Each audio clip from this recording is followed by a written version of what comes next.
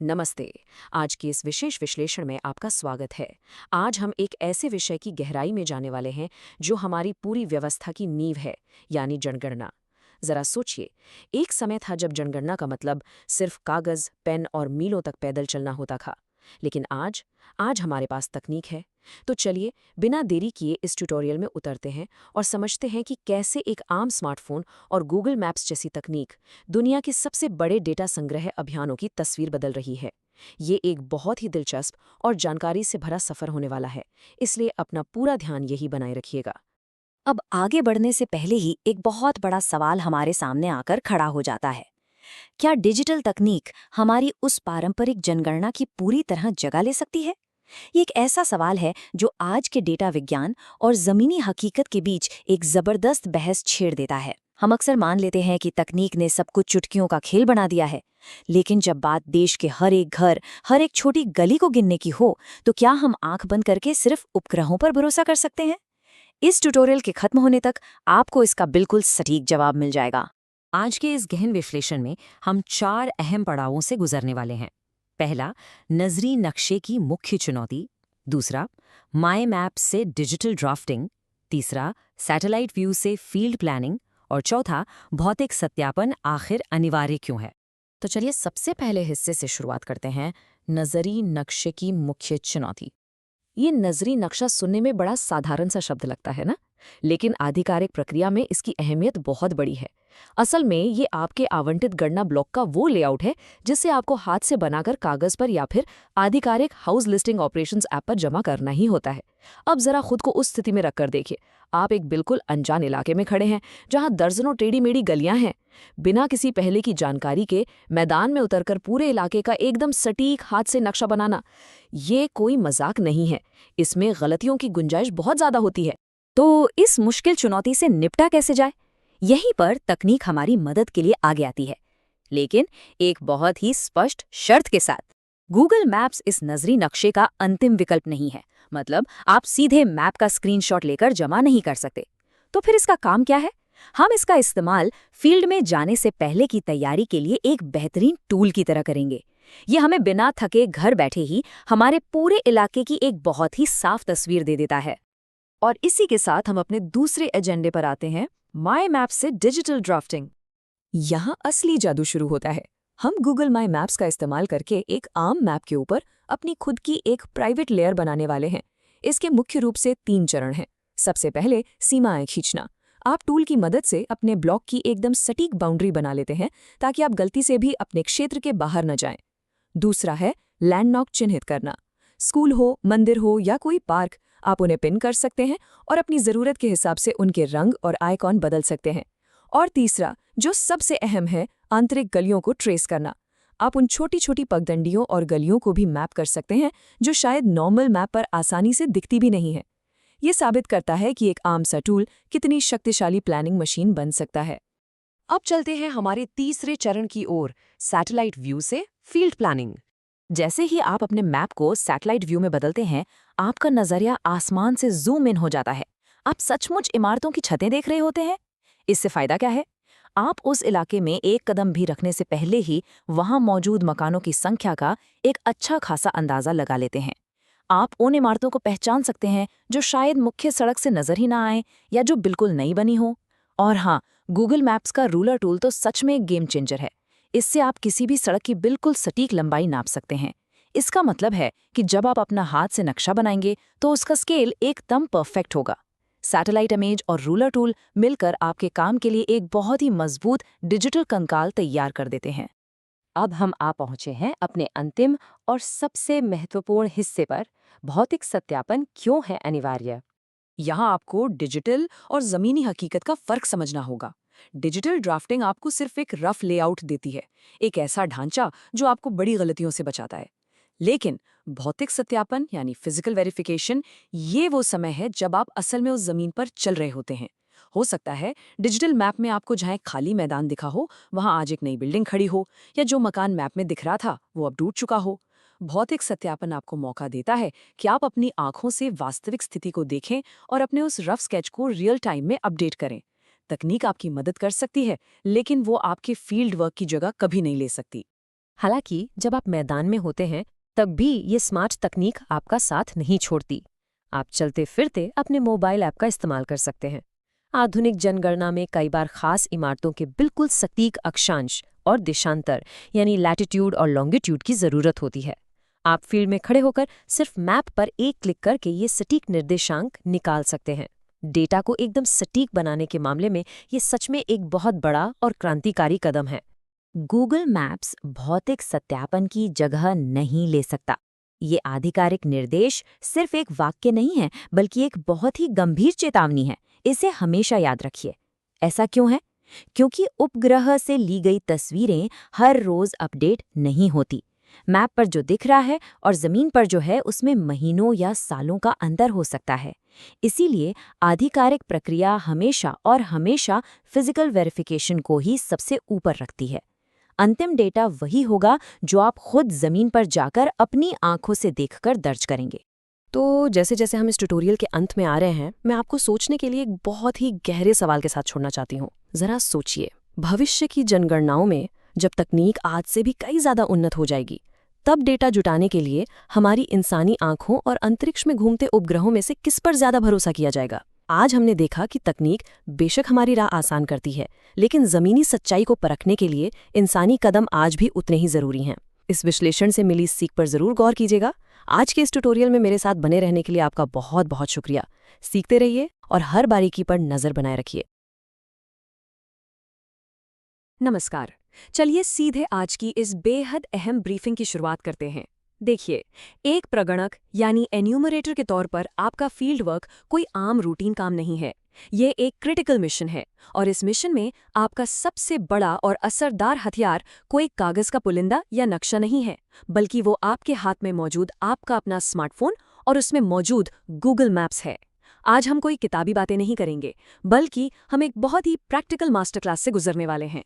हम सीखेंगे कि कैसे आप अपने इस साधारण से फोन को एक बेहद एडवांस नेविगेशन टूल में बदल सकते हैं, ताकि कोई भी गली, कोई भी घर आपसे छूट ना जाए। तो अपनी कुर्सी की पेटी बांध लीजिए और ध्यान से सुनिए, क्योंकि यही जानकारी फील्ड में आपकी सबसे बड़ी ताकत बनने वाली है। अब जरा एक पल के लिए इस सिचुएशन को इमेजिन कीजिए। आप एक बेहद घनी आबादी वाले मोहल्ले के बीचों बीच खड़े हैं। आपके चारों तरफ एकदम संकरी गलियां हैं, ऊंची ऊंची कंक्रीट की इमारतें हैं और अचानक आपके फोन का नेटवर्क बार एकदम जीरो हो जाता है।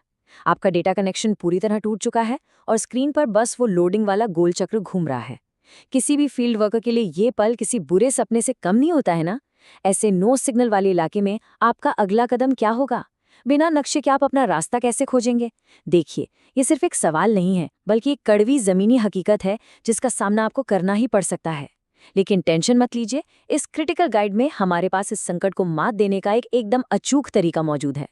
तो सबसे अच्छी बात क्या है? तकनीक ने हमारे काम को कितना आसान बना दिया है, ये देखिए। पहले के वक्त में कस्टम मैप्स को एक डिवाइस से दूसरे डिवाइस में डालने के लिए हमें फाइलों को एक्सपोर्ट या इंपोर्ट करना पड़ता था। सच में वो बहुत ही उबाऊ और झंझट वाला काम था।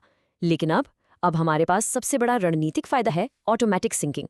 आपको कोई फाइल ट्रांसफर नहीं करनी है, बस इतना पक्का कर लीजिए कि आप अपने कंप्यूटर और मोबाइल दोनों पर एक ही गूगल अकाउंट से लॉगिन हैं, और बस आपका तैयार किया हुआ कस्टम गूगल माई मैप अपने आप आपके फोन में सिंक हो जाएगा। ना कोई केबल, ना कोई फालतू का झमेला। ये एकदम किसी जादू की तरह काम करता है, ताकि आप तकनीकी उलझनों को छोड़कर अपने असली काम पर फोकस कर सके।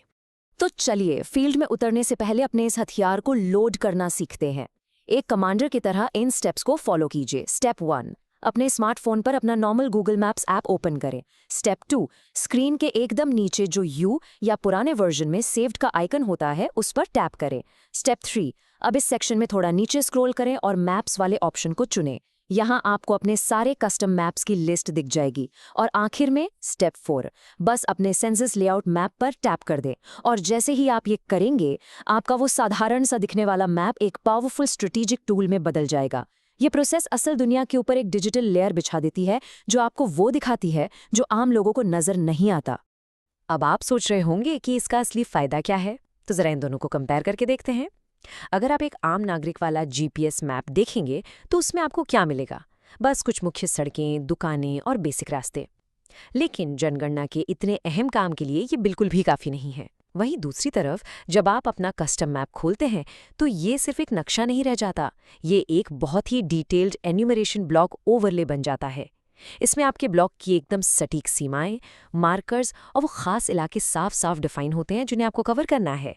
ये फर्क बिल्कुल वैसा ही है जैसे आप पहले सामान्य आंखों से देख रहे हो और अचानक आपको एक्स-रे विजन मिल जाए। यही कस्टम ओवरले आपको बताएगा कि आपका असली अधिकार क्षेत्र कहाँ से शुरू होता है और कहाँ खत्म। चलिए अब थोड़ा और आगे बढ़ते हैं और देखते हैं कि जब आप असल में ग्राउंड पर होंगे तो ये कैसे काम करेगा। अब जबकि आपका कस्टम मैप आपकी स्क्रीन पर आ चुका है, तो आपको इसे एक असली प्रोफेशनल की तरह इस्तेमाल करना भी आना चाहिए। यहाँ मैं आपको फील्ड के लिए 3 बेहद ज़रूरी टैक्टिकल टिप्स देने जा रही हूँ।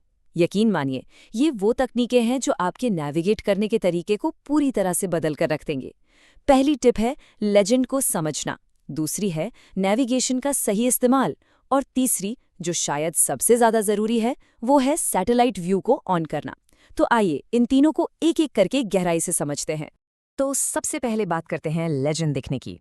देखिए, जब आप फील्ड में काम कर रहे होते हैं तो कई बार स्क्रीन पर एक साथ बहुत सारी जानकारी आ जाती है जिससे काफ़ी कन्फ्यूजन हो सकता है।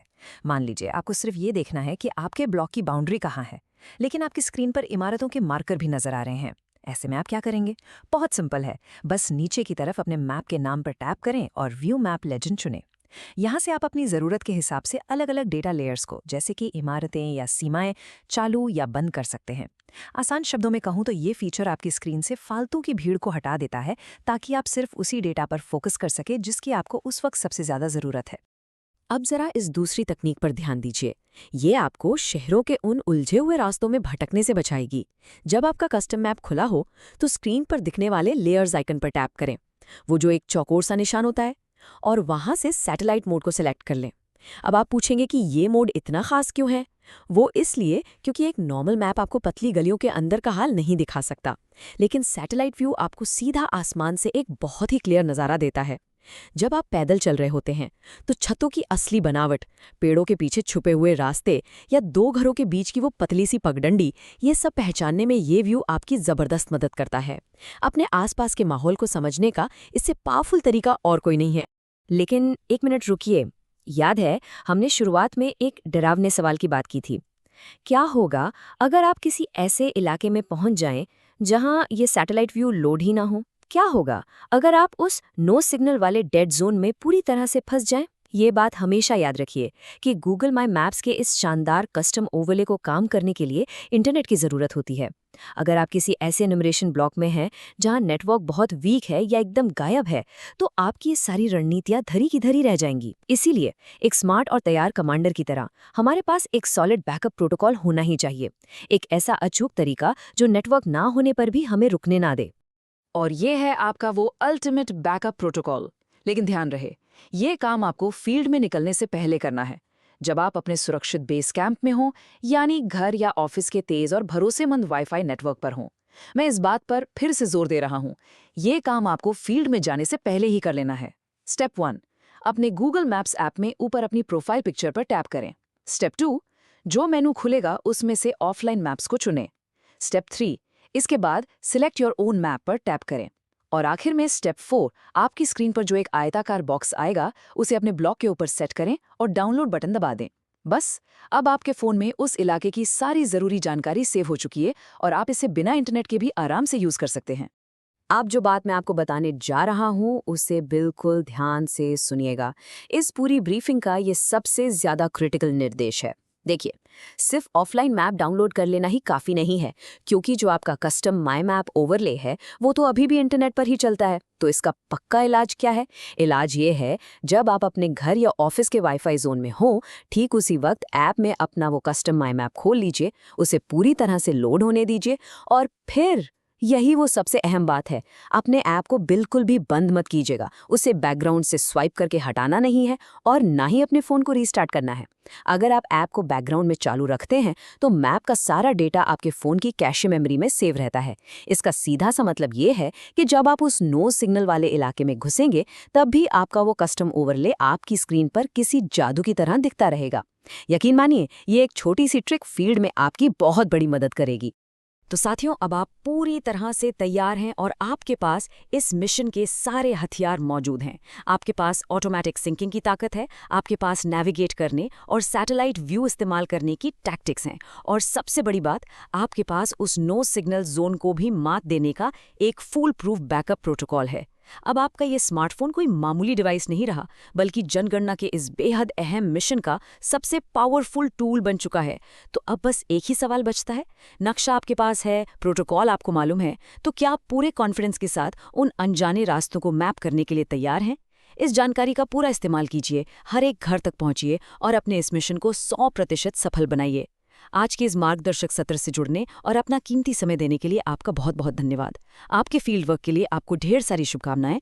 सुरक्षित रहिए और बेहतरीन काम कीजिए।